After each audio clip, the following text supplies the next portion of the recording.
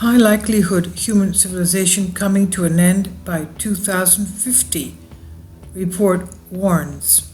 Sean Adeltabadabai on News Punch reports, human civilization as we know it could be coming to an end by the year 2050, according to a disturbing new report examining the future of our planet. The disastrous impacts of the climate crisis are sending our planet down a path of doom towards a chaotic world which could wreak havoc on societies around the globe, according to the report's author warning. Independent UK reports, the paper produced by the Melbourne-based think tank, the Breakthrough National Centre for Climate Restoration, is presented by the former chief of the Australian Defence Force and retired Royal Australian Navy Admiral Chris Barry. In his introduction, he says the report's authors have laid bare the unvarnished truth about the desperate situation humans and our planet are in, painting a disturbing picture of the real possibility that human life on Earth may be on the way to extinction in the most horrible way, end quote.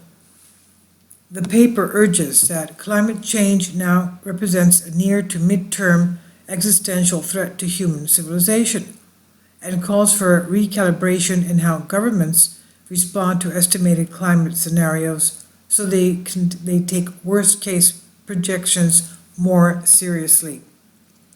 It also argues that the detrimental impacts of climate breakdown, such as increasing scarcity of food and water, will act as a catalyst on extant socio-political instabilities to accelerate disorder and conflict over the next 3 decades.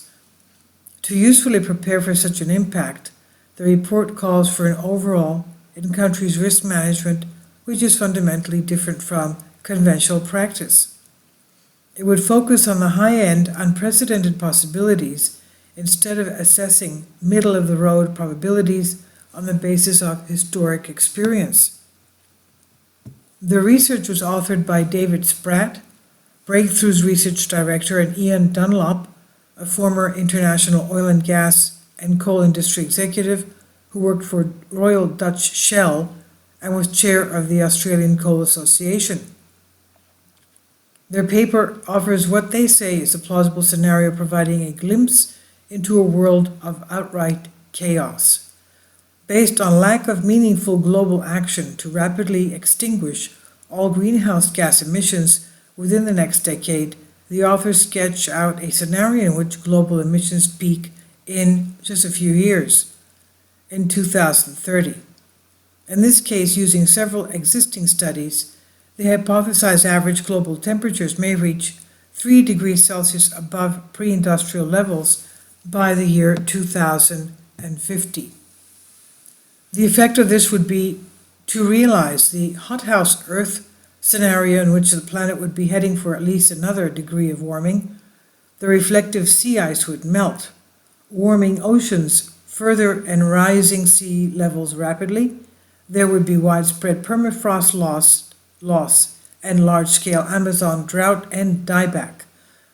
The scenario reads, the destabilization of jet stream has very significantly affected the intensity and geographical distribution of the Asian and West African monsoons, and together with the further slowing of the Gulf Stream, is impinging on life support systems in Europe. North America suffers from devastating weather extremes, including wildfires, heat waves, drought, and inundation. The summer monsoons in China have failed, and water flows into the great rivers of Asia are severely reduced by the loss of more than 1/3 of the Himalayan ice sheet. Glacial loss reaches 70% in the Andes, and rainfall in Mexico and Central America falls by half. This scenario would also put the world on track for 5 degrees Celsius of warming by 2100. The paper notes that scientists have already warned that warming of 4 degrees Celsius is incompatible with an organized global community. It would be devastating to the majority of ecosystems and has a high probability of not being stable. The World Bank said the planet may be beyond adaptation to such conditions. Even for 2 degrees Celsius of warming, more than 1 billion people may need to be relocated, and in high-end scenarios, the scale of destruction is beyond our capacity to model, with a high likelihood of human civilization coming to an end, the paper said. The authors say the world is currently completely unprepared to envisage, and even less to deal with, the consequences of catastrophic climate change, but also put forward policy recommendations which could help to mitigate the worst effects.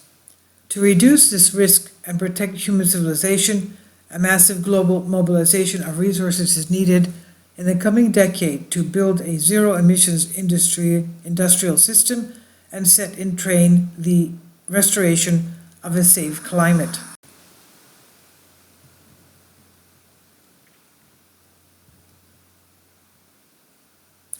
This would be akin in scale to the World War II emergency mobilization.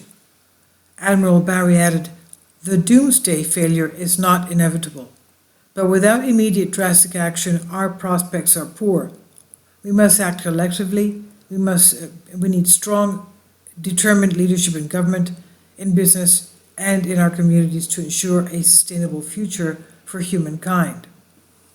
Now, okay, they talk about the climate change here due to the man-made pollution, but they don't give any reference to the fact that we have quite a few volcanic eruptions which are emitting carbon dioxide gases which actually heat up the atmosphere.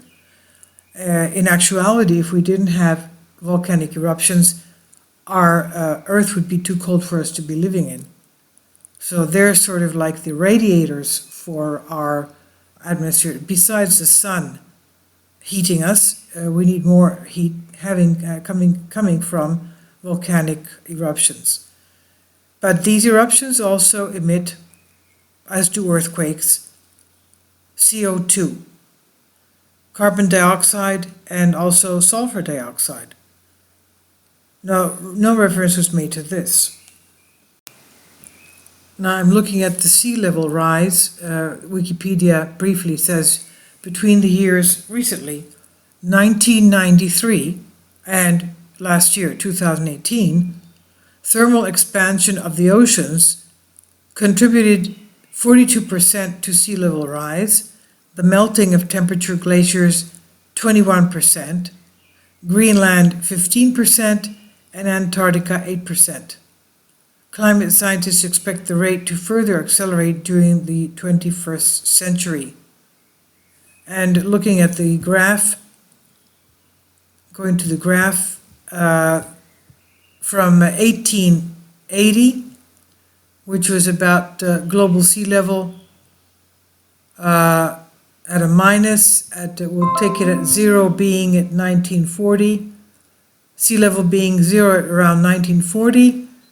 In the year 2000, it went up 180 millimeters. 180 millimeters in 60 years. And converting that to inches, that's about 7.1 inches.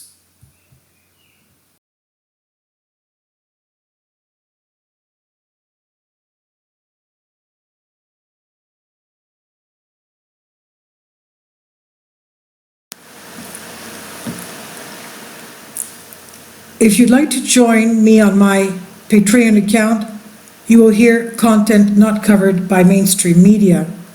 These riveting stories will be based on my research, and I will state my opinions and give my personal insight on diverse and controversial subjects and world events not covered by mainstream media, and not supported by YouTube guidelines. So whatever I have on my Patreon, most of those will not be on my YouTube channel. Please consider becoming a member today. More of the most significant and important videos will be on my Patreon channel. Your support helps me to continue my research and keeps this YouTube channel alive. And we depend on your support, your generous charity, because we help economically challenged families here in Athens, Greece, in Kapota, and we also help the young generation with university tuition and the community around our church. Thank you.